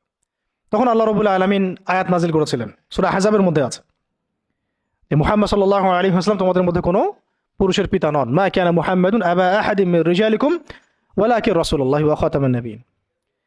আর এই সূরার মধ্যেই মনে হয় 37 নম্বর আয়াতে, 36 বা 37 নম্বর আয়াতের দিকে জায়েদ রাদিয়াল্লাহু আনহুর এই ঘটনা আছে। যখন জায়েদ তালাক দিল, তুমি চক্ষু লজ্জা করলে, মানুষকে লজ্জা করলে, কিন্তু আল্লাহ রাব্বুল আলামিন বিধানদাতা, তিনি বিধান দিলেন যে পালক পুত্রের বিষয়টা আরবরা যেভাবে ডিল করে সেটা আল্লাহ রাব্বুল আলামিনের ওহী নয় বা আল্লাহ পাকের বিধান নয়। এটা বিস্তারিত পড়তে পারবেন। তো এটাও একটা ঘটনা ঘটে গিয়েছিল। এরপর শেষ কথা হলো, শেষ যেটা পয়েন্ট সেটা হচ্ছে এরপরে অষ্টম হিজরতের অষ্টম বছর একটা বিশাল ঘটনা ঘটে গেল যে একজন সাহাবী, তার নাম হারিস বিন উমাইয়া, নাম কি? হারিস বিন উমাইয়া। তাকে নবী সাল্লাল্লাহু আলাইহি ওয়াসাল্লাম চিঠি দিয়েছেন, একটা চিঠি দিয়ে, শেষ অংশ, চিঠি দিয়ে তিনি পাঠিয়েছেন, যাও গাসসান নামক জায়গায় যাও। কোথায়? গাসসান। এটা জর্ডান আছে না, জর্ডান, এই জর্ডানের একটা জায়গা হলো গাসসান। এই গাসসান নামক জায়গায় যাও, সেখানে একজন গভর্নর আছে, তার নাম সুরাহাবিল। কি নাম? তাকে পত্রটা দিবা, দিয়ে ইসলাম কবুল করতে বলবা। তো হারিস বিন উমাইয়া রাদিয়াল্লাহু আনহু গিয়েছেন। এবার এরা এত বেশি উদ্ধত ছিল, সাহাবীকে ধরে হত্যা করে দিয়েছে। নাউজুবিল্লাহ। তিনি কিন্তু রাষ্ট্রদূতকে হত্যা করা জঘন্য অপরাধ, এমনিতেই অপরাধ, তার মধ্যে রাসূলের রাষ্ট্রদূত সাহাবী, তিনি, তাকে এভাবে হত্যা করে দেয়া হলো। কয়জন সাহাবীকে হত্যা করলো? কয়জন? এর আগে আমি একটা ঘটনা বলছিলাম না, বনু কাইনুকার ঘটনা। একজন নারী সাহাবীকে টিস করেছিল, আরেকজন সাহাবী প্রতিবাদ করেছিলেন, সেই সাহাবীকে মেরে ফেলা হয়, হত্যা করা হয়, শহীদ করা হয়। নবী সাল্লাল্লাহু আলাইহি ওয়াসাল্লাম পুরা বনু কাইনুকার সাথে যুদ্ধ করেছেন। এখানেও দেখেন একজন সাহাবী হারিস বিন উমাইয়া রাদিয়াল্লাহু আনহুকে হত্যা করা হলো। এবার নবী সাল্লাল্লাহু আলাইহি ওয়াসাল্লাম 3000 সেনাবাহিনী গঠন করলেন। কত হাজার? আচ্ছা, এখন শুনেন, আমি একটা দলিল দিতে চাইলাম যে দেখেন, সারা বিশ্বে চায়নার কথা বলেন, সিরিয়ার কথা বলেন, রোহিঙ্গাদের কথা বলেন, আরাকানের কথা বলেন, আপনি কাশ্মীরের কথা বলেন, আফগানের কথা বলেন, তারপরে এই যে আফ্রিকার কন্টিনেন্টের কথা বলেন, আফ্রিকা, মালি, নাইজেরিয়া, সোমালিয়া, আর মধ্যপ্রাচ্যের কথা আর কি বলবো, Yemen, Libya, Jordan, Lebanon, Palestine, Gaza, এই সারা বিশ্বে যত মুসলমান আছে তাদের মধ্যে কত লক্ষ মুসলমানকে হত্যা করার পরেও এই সিদ্ধান্ত এখন উম্মাগতভাবে আমরা নিতে পারি নাই, যেটা নবী সাল্লাল্লাহু আলাইহি ওয়াসাল্লাম বনু কাইনুকার এগেনস্টে নিয়েছিলেন আর এই রোমানদের এগেনস্টে নিয়েছিলেন। একজন নারী সাহাবীকে শ্লীলতাহানি করা, আরেকজন সাহাবী তাকে বাঁচাতে এসে তার পক্ষে প্রতিবাদ করায়, তাকে হত্যা করা, এবং নবী সাল্লাল্লাহু আলাইহি ওয়াসাল্লাম পুরা বনু কাইনুকাকে উচ্ছেদ করলেন। এখানে সুরাহবিল কি করেছে? একজন সাহাবীকে হত্যা করেছে, রাষ্ট্রদূত হারিস বিন উমাইয়া। নবী সাল্লাল্লাহু আলাইহি ওয়াসাল্লাম 3000 সৈন্য পাঠিয়ে দিচ্ছেন। আর এখন উম্মার দিকে তাকান, যে রাষ্ট্রগুলোর কথা আমি বললাম আমাদের সহ সব জায়গায়, আমাদেরটা অন্যভাবে ডিল করি আমরা, বাইরের সব রাষ্ট্রগুলো, এই রাষ্ট্রগুলোতে কত হাজার সৈন্য, সৈন্য না, কত হাজার নিরপরাধ মুসলিমকে হত্যা করা হয়েছে। সংখ্যাটা কি হাজারে না লাখে? কত হাজার বা লাখ বাচ্চাদেরকে হত্যা করা হয়েছে, কত হাজার বা লাখ মা বোনদেরকে হত্যা এবং ধর্ষণ করা হয়েছে। তারপরে উম্মাগতভাবে আমরা এখন এই সিদ্ধান্তে আসতে পারি নাই, যে সিদ্ধান্ত নবী সাল্লাল্লাহু আলাইহি ওয়াসাল্লাম তাৎক্ষণিক নিয়ে ফেললেন। আমার রাষ্ট্রদূতকে হত্যা করেছে, 3000 সৈন্য রেডি, এবং তারা কিন্তু সুপার পাওয়ার। রোমানরা তখন কি সুপার পাওয়ার, এটা দেখারও সময় নাই যে তার কাছে কি অস্ত্র আছে, তাদের ক্ষমতা কতটুকু, তাদের কাছে কি আছে, তাদের সৈন্য সংখ্যা কত, আয়তন সংখ্যা কত, ওদের অর্থনীতি কত সমৃদ্ধ, কোনো কিছুর পরোয়া সাহাবা কেরাম করেন নাই। 3000 সৈন্য রেডি করে এই বাহিনীর পতাকা হাতে তুলে দিলেন সাহাবী যায়েদ ইবনে হারেসা রাদিয়াল্লাহু আনহুর হাতে। কার হাতে? চিন্তা করেন, তায়েফের সাথী, রাসূল সাল্লাল্লাহু আলাইহি ওয়াসাল্লাম প্রিয় ভাজন, তায়েফের সাথী, জান্নাতি নারীকে বিয়ে করেছেন, এবং বলে দিলেন যদি জায়েদ শহীদ হয়, যদি জায়েদ শহীদ হয়, কথার বলার উদ্দেশ্যই হচ্ছে জায়েদ শহীদ হবে, জায়েদ শহীদ হবে, হতে পারে ইনশাআল্লাহ, তাহলে পতাকা উঠায় নেবে আব্দুল্লাহ বিন রওয়াহা রাদিয়াল্লাহু আনহু। যদি আব্দুল্লাহ বিন রওয়াহা শহীদ হয়, পতাকা উঠাই নেবে জাফর ইবনে আবি তালেব। যদি জাফর শহীদ হয় বা আব্দুল্লাহ বিন রওয়াহা শহীদ হয়, তাহলে পতাকা তোমাদের মধ্য থেকে কাউকে তোমরা আমির বানায় নিও।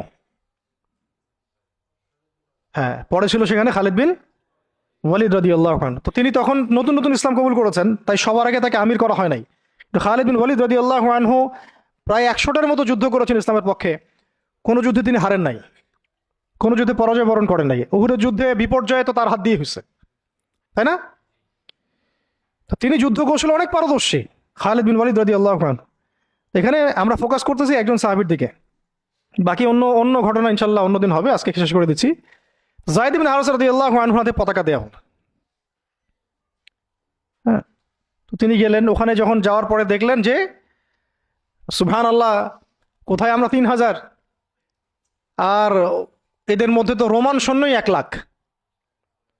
রোমান সৈন্য হচ্ছে 1 লাখ সৈন্য, এটা কোনো যুদ্ধ হয় নাকি? 1 লাখ সৈন্য একদিকে, একদিকে 3000 সৈন্য দাঁড়ায় আছে, এটা কোনো যুদ্ধ হয় কখনো? এই যুদ্ধ, এইরকম সৈন্য সংখ্যা থাকলে, এরকম কুওয়াতের ব্যাপার থাকলে, কোনো স্কলারশিপ অফ ইসলামও এখন বলবে না যে ওদের সাথে যুদ্ধ করা যায়। কোনো আলেমও মনে হয় ভুলেও ফতোয়া দিবে না যে তাদের সাথে যুদ্ধ করা যায় হতে পারে। তোমরা কি পাগল হয়েছো? তাদের সাথে যুদ্ধ করতে যাও, ওদের 1 লাখ, তোমাদের 3000। মনে তো হয় কেউই হয়তো এই ফতোয়াটা দিবে না, যেটা এটা হতেও পারে। ইসরায়েলের এত পাওয়ার, তোমরা কিসের জন্য হামাসের পক্ষে কথা বলো? আমেরিকা এত বড় সুপার পাওয়ার, তালেবানরা পারবে ওদের সাথে? এরকমই তো কথা চলতেছে সবে, না? বাংলাদেশের মুসলমান, পাকিস্তানের মুসলমান, আফগানের মুসলমানদের কি আছে? ভারতের এত বড় বড় পারমাণবিক অস্ত্র আছে। ভাবটা তো এইরকমই না? এবং এগুলোকে হিসাব কিতাব করে অনেকেই, অনেক কাফেররা বলে বলুক, মানে ফাসেকরা বলে বলুক, মোরতাদরা বা রামবাম প্রগতিশীল, এরা তো যা ইচ্ছা তাই বলেই, ওদের কথা আমরা কখনো দেখিও না। কিন্তু ইসলামপন্থী বহু মানুষও বলে যে তোমরা তো সুইসাইড করতে চাচ্ছ, দেখি সুইসাইড অ্যাটেম্প্ট হবে এটা। ওরা এত শক্তিশালী, আমাদের কিছুই নাই, অর্থনীতি দুর্বল, জনবল দুর্বল, আমাদের সংখ্যা দুর্বল, অস্ত্র শস্ত্র দুর্বল। মুসলমানরা কখন এগুলোর বলে কখনো জয়লাভ করে নাই।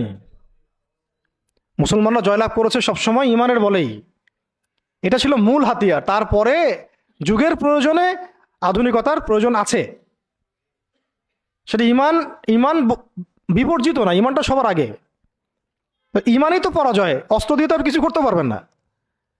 এখন যদি আমাদেরকে পারমাণবিক বড় বড় অস্ত্র দিয়ে দেওয়া হয়, তবুও তো মনে হয় যুদ্ধের পথে কেউ হাঁটতে চাবে না, জিহাদের পথে কেউ হাঁটতে চাবে না, বলবে যে এটা তো সুইসাইড অ্যাটেম্প্ট হবে। ওরা তো, ন্যাটো তো এতগুলো দেশের সমন্বয়ে গঠিত, ইসরায়েলের সাথে তো এত এত কান্ট্রি আছে, তোমাদের সাথে কারা আছে? ইসরায়েলের সাথে এত বড় বড় কান্ট্রি তো আছেই, 50টা, 60টা, 70টা। হামাসকে তো এখনো নির্মূল করতে পারলো না। পারছে? আমেরিকার সাথে তো এত বড় বড় রাষ্ট্র ছিল, তালেবানদেরকে তো নির্মূল করতে পারে নাই। তো মিসাল তো এখনো দেখা যায় পৃথিবীর বুকে। তো জাতিগতভাবে আমরা ওই জায়গায় হাঁটতেই পারি নাই, ওই ওই পথে আমরা হাঁটতে পারি নাই। শুধু দাওয়াত দিয়ে সারা বিশ্বে খিলাফা কায়েম হবে না। যারা বলে দাওয়াতই একমাত্র মেহনত, শুধুমাত্র দাওয়াত দিয়ে সারা বিশ্বে খিলাফা কায়েম হবে না, ইসলামী ইমারা কায়েম হবে না। আপনারা 100 বছর দাওয়াত দিতে থাকেন, ইমারা কায়েম হবে না। শুধু দাওয়াত দিয়ে রাসূল সাল্লাল্লাহু আলাইহি ওয়াসাল্লাম একেবারে আরব আজম এইটা জয় করেন নাই। দাওয়াতের সাথে জিহাদও ছিল। হ্যাঁ, এটা আলাদা আলোচনা যে এটা শর্ত কি হবে, প্রস্তুতি কি হবে, উসুল কি হবে, এটা আলোচনা করতে চাইলে আলোচনা হতে পারে। আলোচনার তো জায়গায় রাখেন নাই আপনারা, সব তো বন্ধ, তো দরজাই বন্ধ। বরং এগুলো নিয়ে যারাই 2-4টা কথা বলছে ওরা তো শেষ, সমাজই ওদেরকে মেনে নেয় নাই। ইসলামপন্থী ভাই বোনরাই মেনে নেয় নাই, কাফেররা মানা তো বহু দূরের কথা। কাফেররা তাদের মাথার দাম নির্ধারণ করছে আর কি। কিন্তু আস্তে আস্তে বিশ্ব এদিকে যাবেই, আমরা চাই আর না চাই, আমরা চাই আর না চাই, ওয়ার্ল্ড এদিকে যাবে, আখিরুজ্জামান এদিকেই যেতে থাকবে। তো আল্লাহ পাক আমাদের নসিবে যদি এটা থাকে এবং আমাদের উপরে যদি এটা কোনো না কোনোভাবে অবধারিত হয়ে যায়, আল্লাহ পাক আমাদেরকে কুওয়াতের সাথে অংশ নেওয়ার তৌফিক দেন। এবং সব দিক থেকে, আধ্যাত্মিকভাবে, ইমানের দিক থেকে, আমলের দিক থেকে, আখলাকের দিক থেকে, সমাজের দিক থেকে, জ্ঞানের দিক থেকে আল্লাহ পাক ওই রকম চেতনা এবং প্রস্তুতি আমাদের মনের মধ্যে দান করে দেন। প্রস্তুতি তো আগে মনের বিষয়। তো শেষ করতেছি, এবার এই যায়েদ ইবনে হারেসা রাদিয়াল্লাহু আনহু এখানে আলোচনা হচ্ছে, আমরা কি যুদ্ধ কালকে করব, নাকি মদিনা থেকে সৈন্য পাঠাতে বলবো, নাকি আমরা অন্য কোনো পথে যাব, নাকি ব্যাকফুটে যাব, নাকি পত্র পাঠাবো রাসূলকে জানাবো বিষয়টা। তো দেখা গেল পরের দিন সৈন্য 1 লাখ না, সৈন্য 2 লাখ সৈন্য, আরো গাসসানি গোত্রের বিভিন্ন জায়গা থেকে আরবরা আসছে, আরো 1 লাখ। এবার ফতোয়া কোন জায়গায় যাইতো আমরা হইলে? ফতোয়া যাইতো একটা জায়গায়, এখান থেকে পালাই হিজরত করো, এখান থেকে পালাই হিজরত। তোমরা কি জানো না নিজের জান বাঁচানো ফরজ? আর সুবহানাল্লাহ, এমন একটা ব্যাপার জানেন, শয়তানও কোরআন হাদিস থেকে দলিল দিতে পারে। হ্যাঁ, আমার অভিজ্ঞতা থেকে আমি দেখছি, আমার অভিজ্ঞতা থেকেও দেখছি একটা, যে একজনকে বলা হচ্ছিল যে এটা না আপনার আমার মাঝে চুক্তি হয়েছে। হ্যাঁ, তো এই চুক্তি মানতে আপনার অসুবিধা কোথায়? সে বলতেছে যে এই চুক্তি যখন হয়েছে তখন আমি বুঝতে পারি নাই যে কোনটা ঠিক কোনটা বেঠিক। এখন বুঝতে পারছি যে এটা ঠিক ছিল না। আর হাদিসে আছে মুমিন এক গর্তে যেন 2 বার না যায়। আমাকে হাদিস দিয়ে দলিল দিয়ে দিল, কি বুঝলেন? তো এমন একটা অবস্থা যে দলিল কোরআন হাদিস থেকে এখন মনে হয় শয়তানও দিতে পারে। আল্লাহ পাক আমাদেরকে হেফাজত করেন। তো আলেমদের সংস্পর্শে থাকতে হয় এই কারণেই, তাহলে আমরা বুঝতে পারবো না যে আসলে কোনটা পরিশুদ্ধ দলিল, গ্রহণযোগ্য দলিল। শেষ কথা হচ্ছে, এবার দেখা গেল 2 লাখ সৈন্য, এখানে আলোচনা হচ্ছে যুদ্ধ হবে কি হবে না। একজন সাহাবী আব্দুল্লাহ বিন রওয়াহা, যিনি কমান্ডার ছিলেন পরে, তিনি বললেন যে তিনি এমন একটা জ্বালাময়ী বক্তব্য দিলেন, ওই বক্তব্য শুনে সাহাবায়ে কেরাম একদম ডিটারমাইন্ড হয়ে গেলেন যে কালকে যুদ্ধ হবে। আমরা চিঠিও পাঠাচ্ছি না, আমরা ফিরেও যাচ্ছি না, মদিনা থেকে আমরা ব্যাকআপ, আমাদের সৈন্য দরকার নাই। বিশাল বক্তব্য ছিল, এটা সিরাতের কিতাবে আছে। শুধু এতটুকু বলতেছি, উনি 2টা লাইন বলেছেন স্পেশালি। একটা হলো যে, হে আমার ভাইরা, আমরা কি উদ্দেশ্যে বাসা থেকে বের হয়েছি আজকে? আমরা কি অর্জনে বের হই নাই? সাহাবীরা বলছেন হ্যাঁ। যদি আমরা কালকে যুদ্ধ করি এবং শহীদ হই, তাহলে আমরা জান্নাতে হুরিন ঈনদের সাথে আমাদের মঞ্জিল, আমাদের বাসস্থান ইনশাআল্লাহ অবধারিত হয়ে যাবে। আর যদি আমরা গাজী হই, তাহলে আমরা সারা জীবন আল্লাহর কাছে সম্মানিত থাকব। আর যদি আমাদের দেহকে কেটে দ্বিখণ্ডিত করে ফেলা হয়, তো এটার জন্যই তো আমরা বাসা থেকে বের হয়েছি। এরকম কয়েকটা কথা উনি বললেন, অল্প কথা। কোনো সাহাবী আর দ্বিতীয় কোনো বাক্য ব্যয় করলেন না। ঠিক আছে, কালকে যুদ্ধ হবে। এমন রক্তক্ষয়ী যুদ্ধ হয়েছে, এই 2 লাখের এগেনস্টে 3000 নিয়ে সৈন্যদেরকে এমনভাবে বিন্যাস করেছেন সাহাবায়ে কেরাম যে ওদের চোখে মনে হচ্ছিল যে মুসলিমরা অনেক।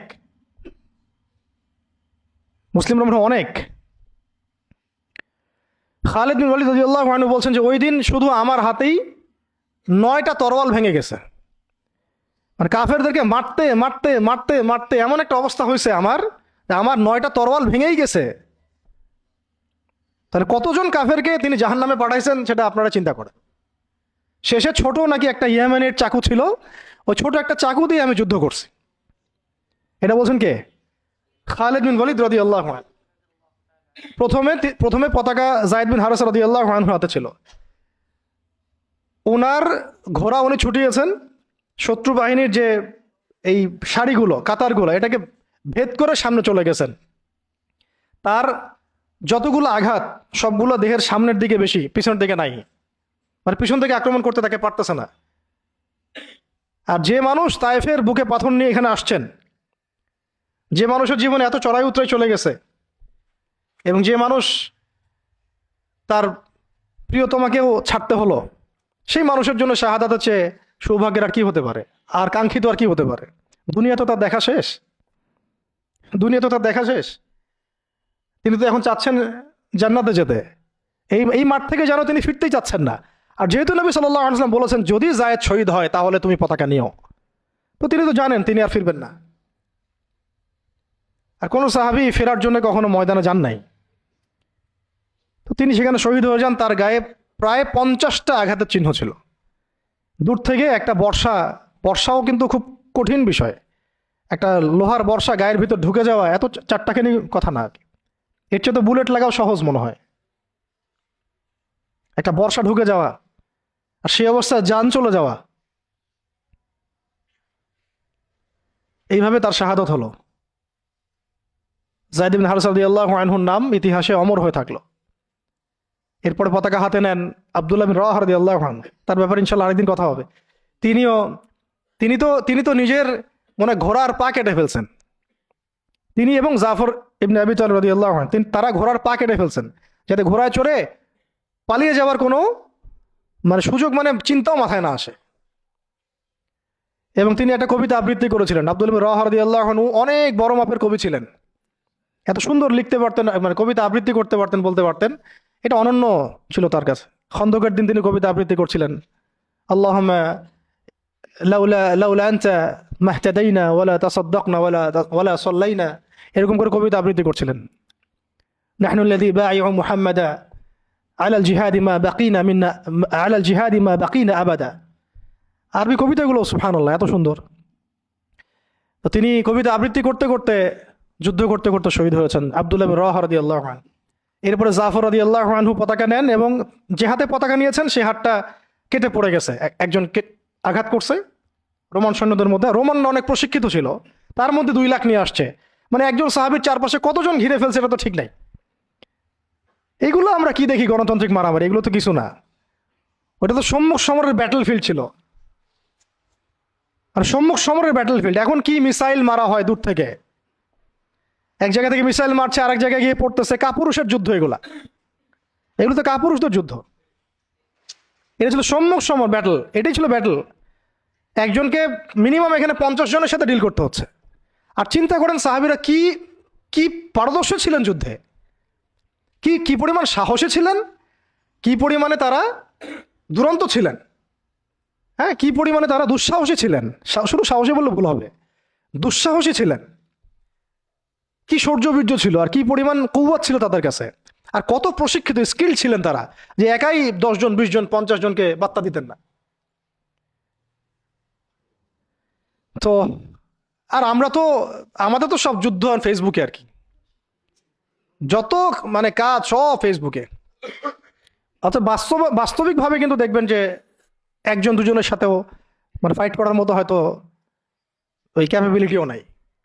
ওর চেয়ে দেখা যায় কাফেররা অনেক শক্তিশালী হয়ে বসে আছে। তো এগুলো আবেগ ছাড়তে হবে, বাস্তববাদী হতে হবে। ঈমান আমল তাকওয়ার সাথে সব ধরনের প্রিপারেশন যেটাকে আমরা বলি এদাদ, শারীরিক মানসিক সব দিক থেকে প্রস্তুতির দরকার আছে।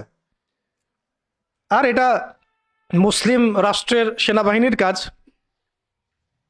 মুসলিম রাষ্ট্রের সেনাবাহিনী, অন্যান্য ফোর্সদেরও কাজ এগুলা। তাদেরকে তো এইসব চেতনা কখনো মনে শোনানোই হয় নাই। যা শুনে তারা হয়তো সেটা ব্যক্তিগতভাবে তারা শোনে।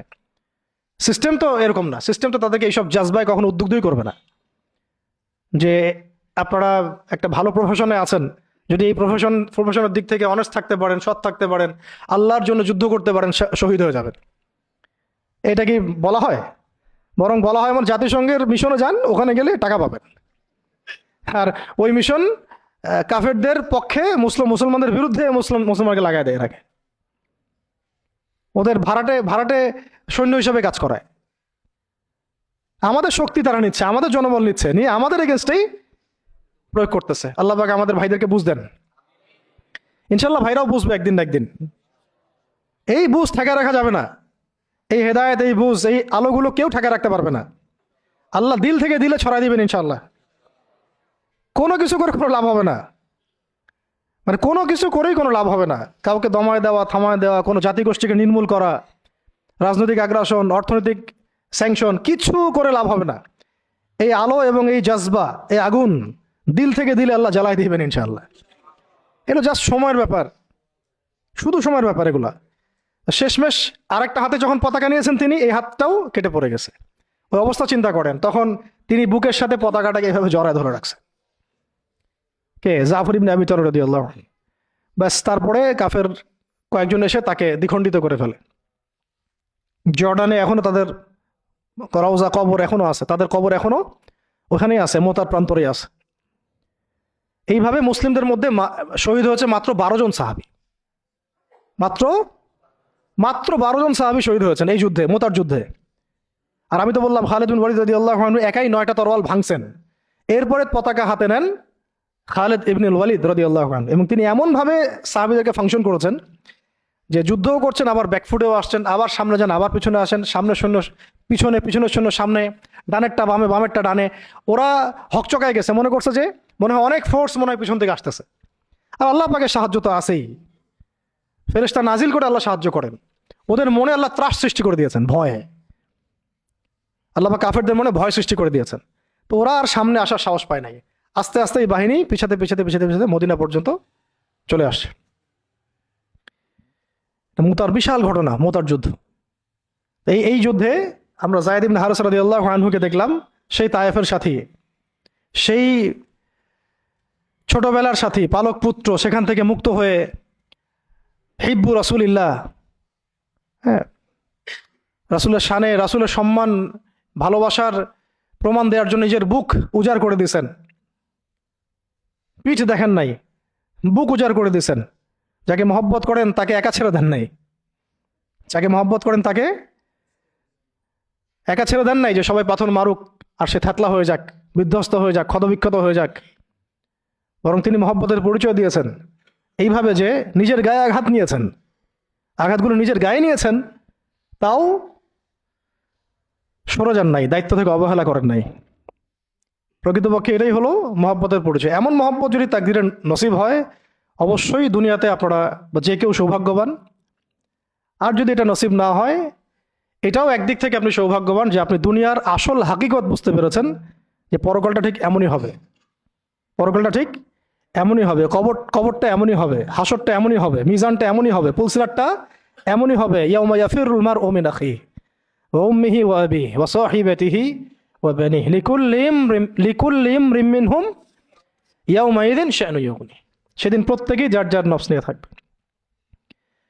শেষ কথা হচ্ছে, রাসূল সাল্লাল্লাহু আলাইহি ওয়াসাল্লামের কাছে এই খবরগুলো আসতে থাকলো যে যায়েদ শহীদ হলো, জাফর শহীদ হলো, আব্দুল্লাহ বিন রাওয়াহা শহীদ হলো। নবী সাল্লাল্লাহু আলাইহি ওয়াসাল্লাম ছুটে গিয়ে যায়েদ রাদিয়াল্লাহু আনহুর ছোট্ট মেয়েকে কোলে নিয়েছেন, নিয়ে কান্না শুরু করছেন। সাহাবীরা বলছেন, ইয়া রাসূলুল্লাহ, আপনিও কান্না করেন? তো নবীজি বলছেন যে এটা রহমত, আল্লাহর রহমত। আল্লাহ পাক যাকে ইচ্ছা তাকে এই রহমত দেন, কাঁদতে পারাটাও রহমত। এরপরে নবীজি একটা দোয়াও করতেন, এই সময় না, মানে নবীজি একটা দোয়াও করতেন প্রায়ই, আল্লাহুম্মা উরযুকনি, আল্লাহুম্মা ইজআলনি, না আল্লাহুম্মা উরযুকনি, একটু দেখতে হবে এই শব্দটা। আইনাইনি আইনাইনি হাত্তালাতাইন তাসকিয়ানিল কলবা বিযুরুফিদ দাম'i মিন খাশিয়াতিক ক্বাবলা আন তাকুনা দুমু'ু দামান ওয়া আদরাসু জামরা। আল্লাহ আমাকে এমন দুটো চোখ দিও যে চোখ দুটো কাঁদতে পারে এবং সেই চোখের পানি দিয়ে কলব পর্যন্ত সিক্ত হয়ে যায়। ওই দিন আসার পূর্বেই, যেদিন চোখের পানি রক্তে পরিণত হবে আর দাঁতের মাড়িগুলো আগুনে পরিণত হবে। কি ওয়ার্ড দেখছেন, কি শব্দ খেয়াল করছেন? ওই দিন আসার পূর্বেই আল্লাহ, যেদিন চোখের পানি পরিণত হবে রক্তে আর দাঁতের মাড়ি পরিণত হবে আগুনে, অঙ্গারে। তো এরপরে জাফর রাদিয়াল্লাহু আনহু অন্যান্য সাহাবীদের বাচ্চাদেরকে তিনি আদর করতে লাগলেন। রাসূল সাল্লাল্লাহু আলাইহি ওয়াসাল্লাম তো অনেক নরম দিলের মানুষ ছিলেন, রাহমাতুল আলামিন। তো উনি তো রাতের বেলা তাহাজ্জুদে নামাজ পড়লেও বাচ্চাদের মতো কান্না করতেন। এখন একটু পরে মুচকি হাসলেন, এটা শেষ কথা। একটু পরে মুচকি হাসলেন আকাশের দিকে তাকিয়ে। তো সাহাবীরা বললেন, ইয়া রাসূলুল্লাহ সাল্লাল্লাহু আলাইহি ওয়াসাল্লাম, আপনি হাসছেন কেন? নবী সাল্লাল্লাহু আলাইহি ওয়াসাল্লাম বললেন যে, আমি দেখলাম যে ফেরেশতাদের সাথে জাফর বিন আবু তালেব রাদিয়াল্লাহু আনহুকে আল্লাহ রাব্বুল আলামিন জান্নাতে একটা উঁচু মাকাম দিয়েছেন এবং সেখানে সে উড়ে বেড়াচ্ছে এবং ফল খেয়ে বেড়াচ্ছে। আর আল্লাহ রাব্বুল আলামিন তার ওই কেটে যাওয়া দুই হাতের বদৌলতে, বিনিময়ে আল্লাহ পাক তাকে দুইটা পাখা দিয়ে দিয়েছেন। এরপর থেকে তার নাম হলো জাফর আত-তাইয়ার। জাফর আত-তাইয়ার। এগুলো ছিল দুনিয়ার হাকিকত। তারা দিন দুনিয়া আখিরাত এগুলো বুঝতেন। এগুলো ছিল মহব্বত, পাশে থাকা, সাথে থাকা এবং জীবনের লক্ষ্য উদ্দেশ্য। আমাদের জন্য এটাই ভালো হবে যে আমরা যারা এখনও আল্লাহ পাকের দিনের পথে আছি, আল্লাহ পাক আমাদেরকে হেদায়েত দিয়েছেন, সত্য মিথ্যা চেনার তৌফিক দিয়েছেন। আর কাল বিলম্ব না করে আল্লাহর দিনের দিকে ফিরে আসা, তওবা করা, ইস্তেগফার করা, নিজের জীবনকে গুছিয়ে নেওয়া, একদম যা প্রস্তুতি দরকার সব ধরনের প্রস্তুতি গ্রহণ করা।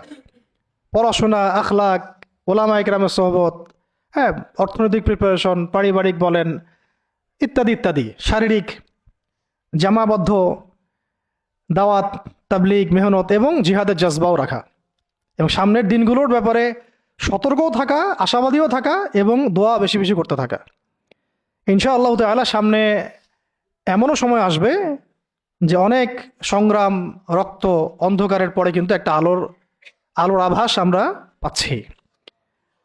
আমরা কিন্তু একটা আলোর আভাসও পাচ্ছি এবং এই আলো, এই জজবা, এই আগুন আস্তে আস্তে আল্লাহ পাক পুরো জাতির কলব থেকে কলবে ছড়াই দেবেন ইনশাআল্লাহ। আর আমাদের বহু ল্যাকিংস আছে, আমাদের প্রচুর ল্যাকিংস আছে। হ্যাঁ, পড়াশোনার গ্যাপস আছে, ইমানের, আখলাকের, আমলের সমস্ত দিক থেকে অনেক গ্যাপস আছে না? এই গ্যাপসগুলো আল্লাহ পূরণ করে দিতে পারেন মুহূর্তেই। এই গ্যাপসগুলো আল্লাহ পাক দোয়ায় পূরণ করে দিতে পারেন, ইস্তেগফারে পূরণ করে দিতে পারেন। আল্লাহ কবুল করলে আল্লাহ পাক সব কিছুর ব্যবস্থা করে দিতে পারেন। আমাদের সেই খালেস নিয়াত রাখতে হবে, সেই জাজবাও থাকতে হবে এবং দোয়ার সাথে চেষ্টাও থাকতে হবে। দোয়ার সাথে চেষ্টাও থাকতে হবে এবং অবশ্যই সবর করতে হবে। একদিনে কোনো কিছু হাসিল হবে না। সামনে যত বাধা বিপত্তি আসুক, বাঁচি মরি, কি হয় না হয়, যত রকম বাধা বিপত্তি আসুক না কেন, লক্ষ্য থেকে সরে যাওয়া যাবে না। নিজেকেও হাঁটতে হবে, নিজের ওই সাথী ভাইদেরকে নিয়েও হাঁটতে হবে। এবং আমরা চাই এখন যায়েদ ইবনে হারেসা রাদিয়াল্লাহু আনহুর মতো এমন মানুষ, এমন প্রিয়জন, এমন কাছের মানুষ যারা নিজের বুকে পাথর নিবে কিন্তু মহব্বতের মানুষের গায়ে পাথর লাগতে দিবে না, প্রকৃত ভালোবাসার নিদর্শন দিবে আর কি। বদরের সাহাবীদের মতো, উহুদের সাহাবীদের মতো, খন্দক, খায়বার আর মুতার এই বীর সাহাবীদের মতো। তাদের হাতে ইতিহাস রচিত হয়েছে, যে ইতিহাসের এখনও আমরা একটা অংশ হয়ে আছি, যে ইতিহাসের গল্প আমরা এখন শুনছি। এখন সময় আসছে উম্মার এই সংকটে ইতিহাসকে নতুন করে লেখার। ইতিহাস লিখতে হলে সেরকম কবুলিয়াত হাসিল করতে হবে। আল্লাহ পাক যেন সবাইকে সেই কবুলিয়াত হাসিল করার তৌফিক দেন এবং আমরা আমাদের সমস্ত অপারগতা, সমস্ত গুনাহ, আমাদের যত ল্যাকিংস আছে সব আল্লাহর কাছে পেশ করছি। আল্লাহ পাক আমাদের সমস্ত ত্রুটিগুলো যেন সংশোধন করে দেন, সমস্ত গ্যাপসগুলো ফুলফিল করে দেন, যত গুনাহ আল্লাহ মাফ করে দেন, এবং যেভাবে চললে বললে আমল করলে আমরা সেই মাকাম হাসিল করতে পারবো, সেই গন্তব্য হাসিল করতে পারবো, ওইভাবে আল্লাহ যেন করায় নেন আমাদেরকে দিয়ে। মানে আমাদের কোনো শক্তি নেই, কোনো ক্ষমতা নেই, এবং চেষ্টা করার মতো করার তৌফিক আল্লাহ আমাদেরকে দেন। আল্লাহ পাক আমাদের সব দিনই ভাইদেরকে, বোনদেরকে এবং আমাদের উম্মায় যারা কাজ করতেছেন যে ব্যানারই হোক, আমরা সব ভাইদের ব্যাপারে শুভাকাঙ্ক্ষী থাকবো। সবার মধ্যেই কিছু গ্যাপস থাকতে পারে, আমরা সবাই ব্যক্তিগতভাবে গুনাহগার, কিন্তু উম্মার এই অবস্থায় আমরা কাদা ছড়াছড়ি করব না, দলাদলি করব না। উম্মার এই অবস্থায় আমরা একে অপরের সাথে বিদ্বেষ এইসবে যাব না। হ্যাঁ, আমরা আমাদের মতো করে হৃদ্যতার বন্ধনটা ঠিক রাখার চেষ্টা করব। আর হকার বাতিল আল্লাহ পাক জানেন, আল্লাহ পাক হকপন্থীদেরকে বিজয় দিবেন ইনশাআল্লাহ। ঠিক আছে। আর লৌকিকতা থেকে বেঁচে থাকতে হবে। লৌকিকতা, লোক দেখানো বিষয়, এই অনলাইন অ্যাক্টিভিজম, অনলাইনের যে আসক্তি, হ্যাঁ, এইটাকে এই ইলিউশনের একটা জগৎকে বাস্তব মনে করা, এই সব বিষয়গুলো থেকে ফারেক থাকা। মাঠ পর্যায়ে কাজ করতে হবে। মাঠ পর্যায়ে যে ভাইরা কাজ করতেছেন তাদের সাথে থাকা দরকার আছে, এবং আমাদের যে মুসলিম ভাইরাই কাজ করতেছেন সবার হাত শক্তিশালী করার দরকার আছে। ঠিক আছে। আল্লাহ পাক আমাদের সবাইকে সাহাবীদের মতো কবুল করেন। আল্লাহ পাক আমাদের সবাইকে সাহাবায়ে কেরামের সেই আকীদা, আমল, মানহাজ এবং সেই তরিকা মোতাবেক চলার তৌফিক দান করেন।